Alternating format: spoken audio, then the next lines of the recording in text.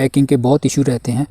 मैंने भी पहले मैं 7 ट्रैक कर चुका हूँ, तो अभी मैंने देखा मेरे लास्ट वाले ट्रैक पे जो मैंने अभी ब्रह्मताल किया है उसमें मेरी पैकिंग बहुत सही थी, वो बहुत सही थी। मैं सिर्फ 2 पजामे लेकर आया था और एक भी उसमें मेरी ट्रैक पैंट थी, ठीक है जी। एक पजामा था, बस यही थे दो मेरे पास, 2 ही टी शर्ट थी मेरे पास।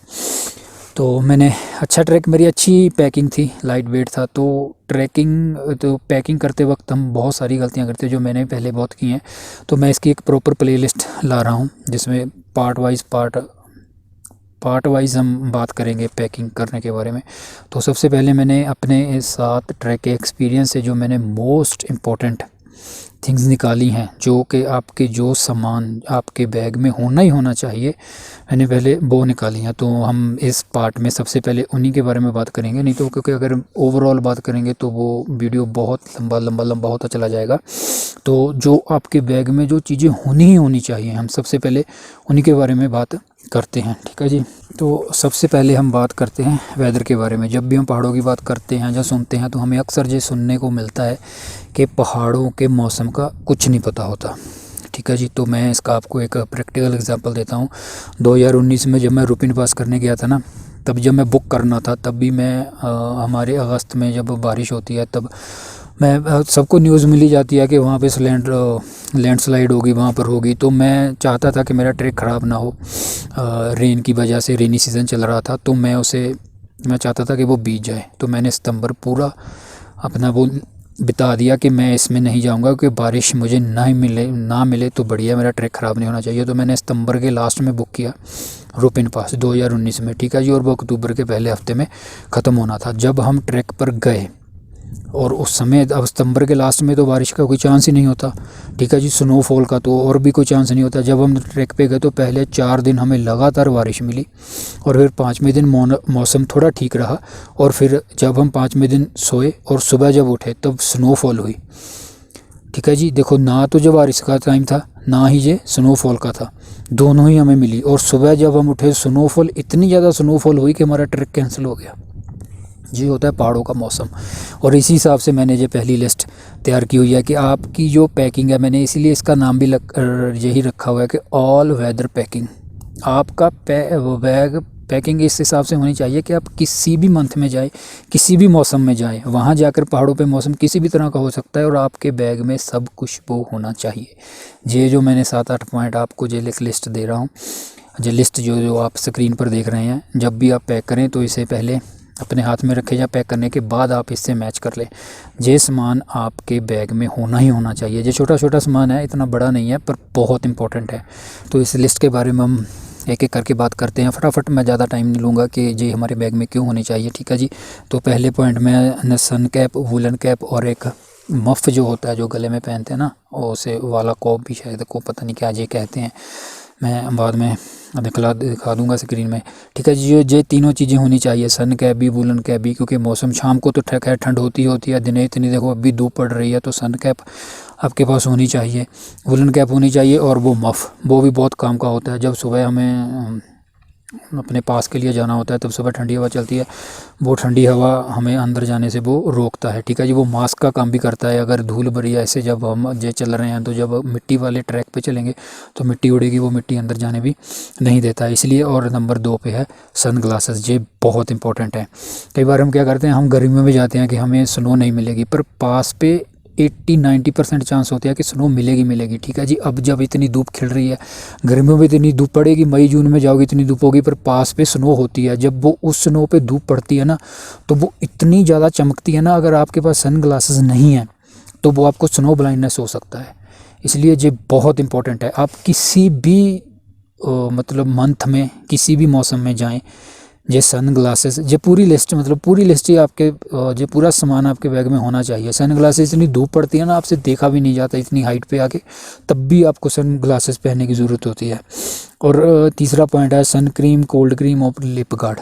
ये भी बड़े इंपॉर्टेंट है। मुझे तो खैर टैनिंग बहुत ज़्यादा हो जाती है, अगर आपको नहीं होती तो आपकी ये चॉइस भी हो सकती है, पर मेरे हिसाब से ये ज़रूर आपके बैग में होने चाहिए ताकि आपकी स्किन ज़्यादा इफ़ेक्टेड ना हो धूप से। नहीं तो मुझे तो बहुत हो जाती है। पहले तो मेरे यहाँ से वो मांस उखड़ने भी लग जाता था हाथ से। कितनी बार मैंने पड़ा पहले 1-2 ट्रैक में जहाँ पे फटा हुआ मांस मैंने खुद उखाड़ के फेंका। वो इतनी ज़्यादा टैनिंग हुई थी, वो सिर्फ इसलिए कि मेरे पास ये क्रीमें नहीं होती थी। ठीक है, सन क्रीम जो होती है वो एक स्पेशल आती है, मैं बाद में जहाँ फ़ोटो डाल दूँगा, अभी मेरे पास वो है नहीं, बैग में पड़ी हुई है।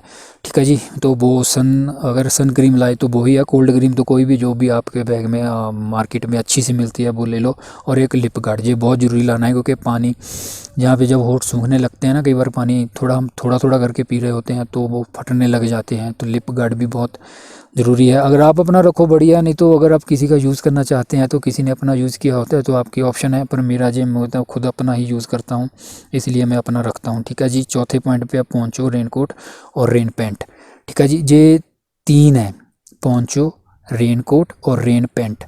आप पोंचो और रेनकोट में आपकी ऑप्शन है क्या यूज़ करना है। किसी को पोंचो अच्छा नहीं लगता। ठीक है जी, पोंचो क्या होता है कि जब बारिश होती है, जब आप रक्षक पहनते हैं तो वो आपका जो बैग है वो उसको भी कवर कर लेता है। जो रेन कोट होता है वो पहले आप रेन कोट पहनते हैं, उसके ऊपर आप अपना बैग पहनते हैं, तो फिर यहाँ से पानी अंदर जाने के चांस रहते हैं, पर किसी को पोंचो पहनना अच्छा नहीं लगता है। ठीक है, यहाँ पर आप अपनी ऑप्शन ले सकते हैं। और रेन पैंट आपके बैग में ज़रूर होनी चाहिए। ये अगर बारिश मैंने मौसम तो आपको पहले ही बता दिया कि मौसम कैसा भी हो सकता है पहाड़ों पे। ठीक है जी, तो रेन पैंट का एक ये रहता है कि जब आप सबमिट करने जाते हैं ना, तब वहाँ पर हवा तो चलती है, मतलब 90% चांस होते हैं कि हवा मिलेगी। जैसे मैं अभी ब्रह्मताल पर जाके आया हूँ, पर नॉर्मली वहाँ हवा चलती है, पर हमने जब सबमिट किया तब हवा इतनी नहीं चल रही थी, बहुत मामूली सी हवा चल रही थी, पर नॉर्मली समिट पे बहुत तेज़ हवा चल रही होती है। तो रेन पैंट क्या होती है कि आपको जब समिट के लिए आप चलते हैं, रेन पैंट का मैं आपको दूसरा यूज़ बताता हूँ। पहला तो हो गया कि आप जब रेन हो रही है तब तो आप रेन पैंट पहनोगे ही। ठीक है जी, उसका दूसरा यूज़ ये होता है कि जब आप समिट के लिए चल रहे होते हैं ना, तब वहाँ हवा चल रही होती है। ट्रैक लीडर आपको यही कहते हैं कि आप नीचे वार्मर नहीं पहनोगे, आपने एक पजामा पहना जहाँ आपने ट्रैक पैंट पहन ली, ठीक है जी, उसके ऊपर रेन कोट पहन लो, सॉरी रेन पैंट पहन लो। रेन पैंट के अब 2 फ़ायदे हैं, एक तो जो वहाँ पर आपको हवा नहीं लगेगी, कितनी भी हवा चले वो, और रेन पैंट इतनी अच्छी है ना, मैं जो डीकैथलॉन चले जाओ, डीकैथलॉन वहाँ पर जो भी रेन पैंट है वो ले लो, मेरे पास वही है, वो बहुत काम की चीज़ है। उसके अंदर हवा बिल्कुल नहीं घुसती। उसका दूसरा फ़ायदा ये होता है कि जब आप समिट पे चल रहे होते हैं ना, समिट पे बहुत ज़्यादा स्नो पड़ा होता है जो पहले का ही है, भले ही फ्रेश ना हो, तो अगर आपको बैठना हो तो आपको बैठने का कोई मतलब कोई जगह, कोई ज़मीन या घास या पत्थर होता नहीं है। वो इतने पूरा लंबा सारा पैच, अगर 1 किलो 2 किलोमीटर पूरी स्नो होती है। जैसे मैं बुरान घाटी की बात करूं या रूपिन पास की बात करूं, वो जितना भी पास है, जो 1000 से लेके 1500 फीट तक की वो जितनी चढ़ाई है, वहाँ पर पूरी स्नो होती है। कहीं पर बैठने का भी छोटा सा भी पैच नहीं होता, घास नहीं होता, पत्थर नहीं होता। अगर आपने रेन पैंट पहना है तो जहाँ मर्जी बैठ जाओ। ठीक है जी, ये उसका दूसरा फ़ायदा है। और फिर 5वां हेड टॉर्च, जो अक्सर भूल जाते हैं कई ट्रैकर, पहले मेरे पास भी नहीं थी। हेड टॉर्च बहुत काम की चीज़ होती है। जब नॉर्मली जब समिट किए जाते हैं वो सुबह 4-5 बजे ट्रैक स्टार्ट कर दिया जाता है। ठीक है जी, तो जो स्नो वाले पैच होते हैं उसमें तो क्या होता है कि एक पगडंडी सी बन जाती है, सभी उस पर चलते रहते हैं। अगर टॉर्च नहीं है तब भी चल जाएगा, पर जब ब्रह्मताल पर अभी हम जब समिट कर आए हैं तो वहाँ पर स्नो नहीं था। ठीक है जी, वो उसके पत्थर बिखरे पड़े हैं छोटे बड़े, और जो मिट्टी का जो पहाड़ है वो थोड़ा उसका घास का भी प्लेन नहीं है, उस पर भी स्टेप बने हुए हैं। कोई बड़ा स्टेप है, कोई छोटा स्टेप है। अगर आपके पास अपनी टॉर्च है तो वो बहुत काम की चीज़ है, और वो पैकिंग करने के लिए भी हमारी मदद करती है। अगर आपने हैंड टॉर्च पकड़ी हुई है तो वो पैकिंग करने में दिक्कत आती है। दूसरी जो होती है कि जब समिट के लिए चल रहे होते हैं तब हवा बहुत चल रही होती है, वो आप हाथ बाहर रख के चल रहे होते हैं, आपको हाथ में पकड़नी पड़ती है। अगर आपने हेड टॉर्च लगाओ और हाथ अपने कोट की जेब में डाल लो, बड़े आराम से चलते रहो जी। हेड टॉर्च भी बहुत ज़रूरी है। ठीक है जी, फिर उसके बाद 6वें नंबर पर आता है वार्मर, इनर और लोअर दोनों ही। ठीक है जी, मैं फिर वही कह रहा हूँ कि ये जो लिस्ट है ना, ये ऑल वेदर पैकिंग है। ये छोटी चीज़ें हैं। ऑल वेदर पैकिंग, जब बारिश हो जाएगी तो ठंड बढ़ जाएगी। और रूपिन पास पर ही मैंने ये सीखा। मैं लेकर नहीं गया था, क्योंकि जब मैं गया था मैं सितंबर के लास्ट में गया था, तो मुझे लगा वहाँ इतनी ठंड नहीं होगी, जितनी ठंड होगी मैं झेल लूँगा। मेरे पास कोई भी वार्मर नहीं था, तो वहाँ पे स्नो हो गई। हमें स्नो नीचे ही पता चल गया था, ऊपर देख गया था कि पहाड़ों के ऊपर स्नो हो गई, वहाँ ठंड बढ़ गई थी। तो मैं ट्रैक लीडर ने जो हमें बता दिया था कि यही एक लास्ट पॉइंट है, अगर किसी ने कुछ ख़रीदना है तो ख़रीद लो। तो मैंने वहाँ पर एक अपर वार्मर ख़रीदा था। और जब हम वहाँ ऊपर ने उससे हायर कैंप पर गए, तब वहाँ जब स्नोफॉल हुई तो हम रात को, मैं पहले ही पहन के सो गया था क्योंकि मौसम बिगड़ा हुआ था, तो रात को और भी ज़्यादा ठंड हो गई थी। अगर मैंने वो नहीं पहना होता तो मैं शायद बीमार भी हो जाता। इसलिए अपर और लोअर दोनों ही वार्मर आपके बैग में होने चाहिए, क्योंकि मौसम कभी भी बदल सकता है, जून जुलाई में भी और सितंबर अक्टूबर में भी। नवंबर दिसंबर में, जनवरी फरवरी में तो खैर इनकी ज़रूरत पड़ती ही पड़ती है।